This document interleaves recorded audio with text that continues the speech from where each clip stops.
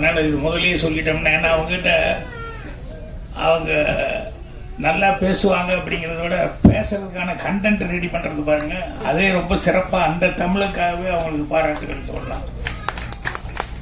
So வாழ்த்துக்கள் தெரிவிச்சுக்கிறேன். லட்சியா ரிஷி அவங்களுடைய லட்சணா ரிஷிங்கிறது அவங்க வச்ச பேர். என்னை பொறுத்த வரைக்கும் அவர் லட்சிய ரிஷி தான். ஏன்னா இன்னைக்கு வெற்றி படிக்கட்டு, முதல் வெற்றி படிக்கட்டில் ஏறியிருக்காங்க. இனி அடுத்து பல லட்சியங்கள் இருக்கு அவங்களுக்கு. அதனால் பல லட்சிய படிக்கட்டில் அவங்க ஏறணும். அதுக்கு நிறைய பேர் லைனாக வாழ்த்து சொல்லியிருந்தாங்க. ஒருத்தரும் ஒன்றும் மிச்சம் விடாத அளவுக்கு எல்லா சிறப்புகளையும் சொல்லிட்டாங்க. ஃபோட்டோகிராஃபிலேருந்து, மியூசிக்லேருந்து, எடிட்டிங்லேருந்து, அந்த பொண்ணு நடிப்புலேருந்து, லிப்சிங்லேருந்து எல்லாமே ரொம்ப சிறப்பாக சொல்லியிருந்தாங்க. அதே மாதிரி இந்த அப்பா அப்படிங்கிறதுனால மீசி ராஜேந்திரோட ரொம்ப சிறப்பாக அப்பாவை பற்றி பேசினார். ஸோ இதில் ரிஷி அவர்களுடைய பங்குங்கிறது ரொம்ப முக்கியம். என்னென்னா, குழந்தைங்கிறது அது ஒரு பெரிய ஆர்ட். குழந்தை வளர்ப்பு அப்படிங்கிறது இருக்க, அது சாதாரண விஷயம் இல்லை. அது குழந்தை கேட்குற கேள்வி எல்லாம் இருக்குது, அதையெல்லாம் சமாளித்து அதை நம்ம ரூட்டுக்கு இழுத்துட்டு வர்றதுங்கிறது.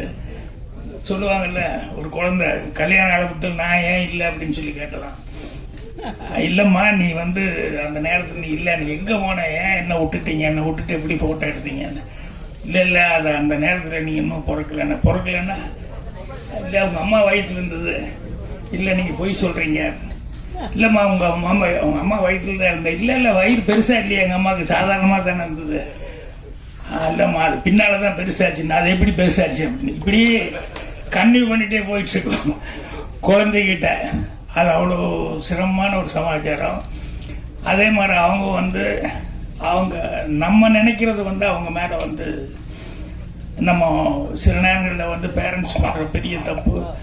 அந்த குழந்தைக்கு என்ன அப்படிங்கிறது அது மைண்டில் இருக்கிறத சில நேரங்களில் பேரண்ட்ஸ் இவங்க ஆசைக்காக அதை போட்டு திணிப்பாங்க. அதுக்கு முடியுதா முடியலையா, அதுக்கு அதில் இன்ட்ரெஸ்ட் இருக்கா இல்லையா அப்படின்னு சொல்லிட்டு. அதனால் நிறைய இடங்களில் அந்த மிஸ்டேக் வந்துடும். அது இவங்க ரொம்ப ரிஷி அவர்களுக்கு கரெக்டாக சிங்க் ஆயிடுச்சு. ஏன்னா அவருடைய லட்சியம் சினிமாவில் ஏதாவது ஒரு சாதிக்கணும் அப்படின்னு சொல்லிட்டு, அதில் பை ஆக்சிடெண்ட்டாக ஏதோ ஒன்று ஆகிப்போச்சு, அவரால் முடியல அப்படிங்கும்போது அதை அந்த குழந்தைகிட்ட அது மூலமாவது நம்ம வெளிப்படுத்தி சந்தோஷப்படணும் அப்படிங்கிறது ஒரு லட்சியமாக எடுத்துக்கிட்டு தான் இவ்வளவு சிறப்பாக அதை பண்ணியிருக்காரு. இதுக்கு அந்த குழந்தைகிட்ட எல்லா தகுதியும் இருக்கணும். அதுதான் கடவுளுக்கு அனுகிரகம் அப்படிங்கிறது. ஏன்னா இவர் நினச்சா அந்த பொண்ணுக்கு இன்ட்ரெஸ்ட் இல்லைன்னா என்ன பண்ண முடியும்? ஸோ அந்த பொண்ணு எவ்வளோ தூரம் இன்ட்ரெஸ்ட் எடுத்து இதை அந்த நடிக்கிறதுக்கும் பாடுறதுக்கு லிப்பு கொடுக்கறதுக்கும் இதுக்கெல்லாம் மனப்பாடம் பண்ணுற அளவுக்கு அந்த பொண்ணுக்கிட்ட அவ்வளவு கெப்பாசிட்டி அந்த பொண்ணுக்கிட்ட இருந்தது அப்படிங்கிறது இவருடைய லட்சியத்தை நிறைவேற்றுறதுக்கு அந்த அளவுக்கு ஒரு குழந்தைய அவங்க கொடுத்துருக்காங்கங்கிறது அது கடவுள் இது. அதனால் நிச்சயமாக அந்த குழந்தை எல்லாரும் பேரண்ட்ஸ் எல்லாரும் சொல்லிக்கிட்டு இருந்தாங்க இல்லையா, அவங்க அந்த மாதிரி அந்த குழந்தை ஒவ்வொன்றுலேயும் ஸ்டெப் பை ஸ்டெப்பு நல்லா வரப்போகுது.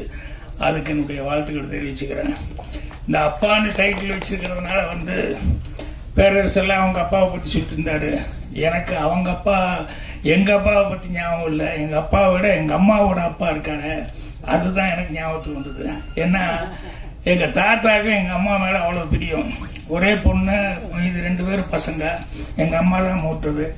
ஸோ எங்கள் அம்மா மேலே எங்கள் தாத்தாவுக்கு அது எவ்வளோ பாசம் இருந்தது அப்படிங்கிறது எனக்கு இன்றைக்கி நினச்சாலும் கண்ணில் தண்ணி வரும். என்னென்னா எங்கள் அம்மா உடம்புக்கு முடியாமல் முதல்ல போயிட்டாங்க. அதை எங்கள் தாத்தா கிட்ட எப்படி சொல்கிறதுன்னு தெரியாமல் அன்றைக்கி எல்லோரும் அலமுதுறாங்க. ஏன்னா இவரே வயசானவர் 78-80 பக்கம் வந்துருச்சு. அதனால் இவர்கிட்ட அதை சொன்னால் இவரால் தாங்கிக்க முடியுமா? ஒரு அப்பாவா அவர் எவ்வளோ பாசம் வச்சுருக்காரு அப்படிங்கிறதுனால என்ன எப்படி சொல்கிறது என்னன்னுலாம் தெரியாமல் ஒன்றும் சொல்ல போனோம்னா எங்கள் அண்ணன்லாம் இந்த இதாக ஒன்று பண்ணுவாங்க, முரட்டு வைத்தியம் பண்ணுவாங்களே, அந்த மாதிரி எங்கள் தாத்தாவுக்கு ட்ரிங்க்ஸ் ஊற்றி விட்டு எப்படியாவது தூங்க விட்டு, ஏன்னா இதை பார்த்துட்டு அவர் டபால் நெஞ்சை பிடிச்சிட்டேங்க போயிட்டேன் என்ன பண்ணுறதுன்னு அப்படியெல்லாம் செஞ்சு படுக்க வச்சாங்க. ஆனால் அதையெல்லாம் தாண்டி எங்கள் தாத்தா வந்து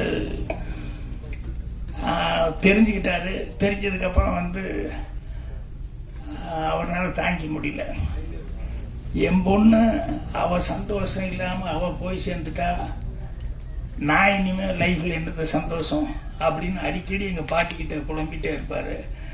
ஒரு நாள் நைட்டு ஜன்னல் ஓரமாக படுத்துக்கிட்டு இருந்த ஒரு கட்டிலில் டமான்னு ஒரு சத்தம். எல்லாம் தடா உடனே நினச்சி போய் பார்த்தா எங்கள் தாத்தா முனகோட சத்தம். என்னடான்னா அவர் கழுத்தில் சுருக்க மாட்டி அந்த ஜன்னல் வழியாக ஜன்னல்லேருந்து அப்படியே கீழே ட்ரை பண்ணிட்டார். சுருக்க மாட்டி போனால் கீழே விழுந்தார். அது உருவிட்டு படாமல் விழுந்து இடுப்பு அடிபட்டு இடுப்பு முடிஞ்சு. என்ன ஆச்சு, எதுக்கு இப்படி பண்ண? இல்லை அம்முலே போயிட்டா, எனக்கு இருக்கு இஷ்டம் இல்லை அப்படின்னு எங்கள் தாத்தா சொன்னார்.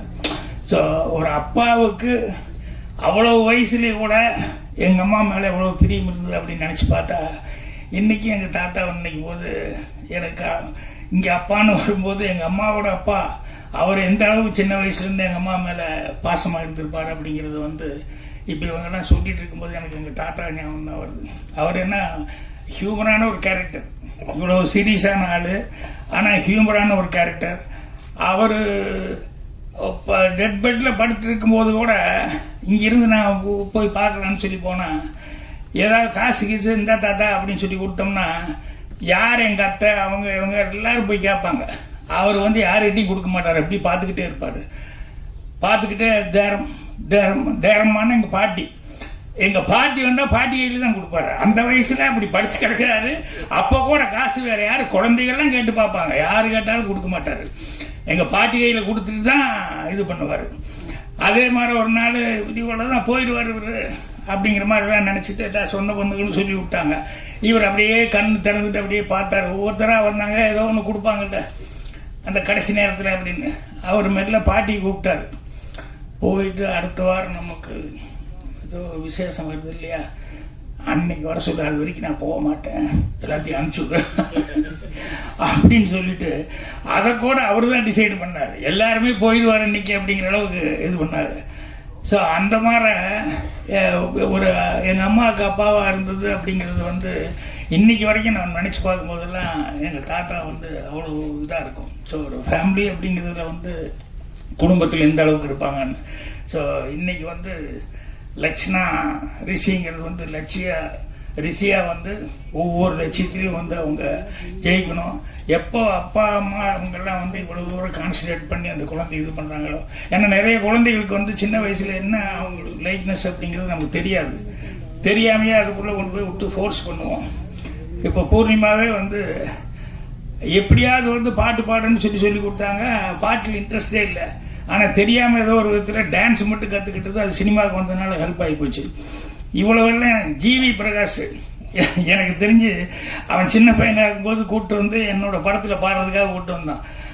முடியவே முடியாது, அவன் அங்கே ஓடுறான் இங்கே ஓடுறான் எங்கெங்கேயோ ஓடிக்கிட்டு இருக்காப்புல. அவங்க அம்மா டேய்ன்னு அவங்க அம்மா கெஞ்சி கூத்தாடி கூப்பிட்டு வந்து அப்புறம் அவங்க அம்மா முதல்ல எனக்கு சொல்லிக் கொடுங்க சார், நான் அப்புறம் நான் சொல்லிக் கொடுக்குறேன் அப்படின்னு சொல்லிட்டு முதல்ல அவங்க அம்மாவுக்கு டியூன் கொடுத்து அவங்க அம்மா கற்றுக்கிட்டு அதுக்கப்புறமா அவனை பிடிச்சி ஒரு ஓரமாக உட்கார வச்சு அவனை சமாதானப்படுத்தி அப்புறம் அவன் அந்த டியூனை வந்து வாங்கிட்டு அப்புறம் ரொம்ப நேரத்துக்கு அப்புறம் கரெக்டாக பாடினான்.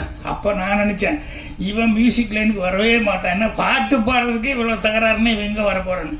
ஆனால் இன்றைக்கி பாருங்கள் நல்ல மியூசிக் டைரக்டர்னு பிரமாதமாக பாட்டும் போடுறான், ஹீரோவாகவும் நடிச்சிடான், எல்லாமே பண்ணான். ஸோ சின்ன வயசாக இருக்கும்போது நமக்கு தெரியல இந்த குழந்தைக்கு என்ன, அவனுக்கு நம்ம ஏதோ நினைக்கிறோம் சரி இது வராது இதில் வராது அப்படின்னு சொல்லிட்டு அவங்கவுங்களா வளரும்போது அவங்களுக்காக ஒரு பக்குவம் வரும்போது அவங்க எல்லா விஷயங்களையும் வந்து அவங்களுக்கு விருப்பமான முறையில் போனால் தான் கரெக்டாக செய்ய முடியும்.